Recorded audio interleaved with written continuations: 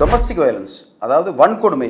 ஒரு வீட்டில் வன்கொடுமை நடந்ததுன்னா அந்த பெண் வந்து பொறுத்துக்கிட்டு தான் இருக்கணும்னு அவசியமே கிடையாது. அவங்களுக்கு வந்து ஸ்ட்ராங்கான சட்டம் ப்ரொடெக்ஷன் இருக்கு அப்படின்றத வந்து இந்த வீடியோலாம் நம்ம பேச போகிறோம். ஓகே, அவங்களுக்கு வந்து 4 டைப் ஆஃப் ஸ்டெப்ஸ் இருக்கு. நம்பர் 1 எடுத்துக்கிட்டிங்கன்னா, போலீஸில் கம்ப்ளைண்ட் கொடுக்கலாம். கண்டிப்பாக ஆலுமன் போலீஸ் ஸ்டேஷனில் போய் ஒரு கம்ப்ளைண்ட்டை கொடுத்தா அந்த கம்ப்ளைண்ட்டை எடுத்துக்குவாங்க. அது சம்பந்தமான விசாரணை நடக்கும். ஓகே, எப்படின்னா பெண் என்பவர் உட்காந்துருப்பாங்க, கணவர்ன்றவர் பெரிய தலையில் 2 கொம்பு வச்சவங்க கிடையாது. அவரை நிற்க வச்சு விசாரணை பண்ணுவாங்க. நீ என்ன தப்பு பண்ணியா சொல்லி. அதே ஒரு பெண் அதிகாரி தான் பண்ணுவாங்க. பெண்ணை நீ அடிச்சியான்னு கேட்பாங்க. அதுக்கு சரியான விசாரணை நடக்கும். அது மாதிரி protection officer, social welfare department, ஒரு கலெக்டர் ஆஃபீஸ்லையும் சோஷியல் வெல்ஃபேர் டிபார்ட்மெண்ட் ஒரு டிபார்ட்மெண்ட் இருக்கு. அந்த டிபார்ட்மெண்ட்டுக்குள்ள ப்ரொடெக்ஷன் ஆஃபீஸர் பெண் அதிகாரி இருப்பாங்க. அந்த பெண் அதிகாரிகிட்ட நீங்க வந்து ஒரு கம்ப்ளைண்டா நீங்க வாய்மொழியா சொன்னா கூட அவங்க கம்ப்ளைண்ட் எழுதுறதுக்கெல்லாம் கூட சொல்லி கொடுப்பாங்க. சொல்லி கொடுத்து உங்களுக்கு உதவுறாங்க. அதுல நிறைய பேர் நல்ல மேஜரா எல்லாமே வந்து நல்ல அதிகாரிகள் இருக்காங்க. பெண் அதிகாரிகள் உங்களுக்கு உதவுறதுக்கு அவங்க ஜஸ்ட் வெயிட் பண்ணிட்டு இருப்பாங்க. சரி, இப்போ வந்து நீங்க 2 இடத்துக்கு போறீங்க, உங்களுக்கு வந்து எது நியாயமே கிடைக்கல அப்படின்னு முடிவு பண்றீங்க அப்படின்னா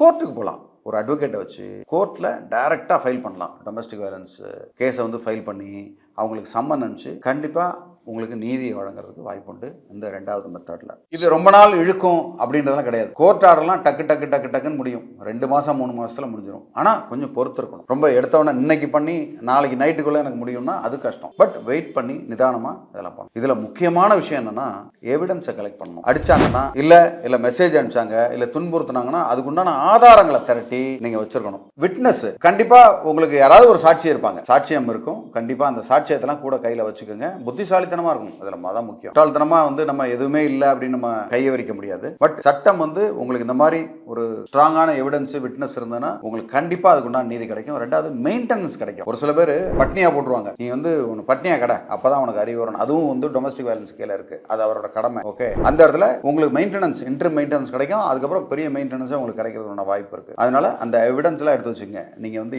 எந்தெந்த இடத்துல துன்புறுத்துறாங்கன்றத தாராளமா நீங்க இந்த மாதிரி மேல் சொன்ன நடவடிக்கையை கண்டிப்பா எடுக்கலாம். மகிழ்ச்சியோட வாழலாம்.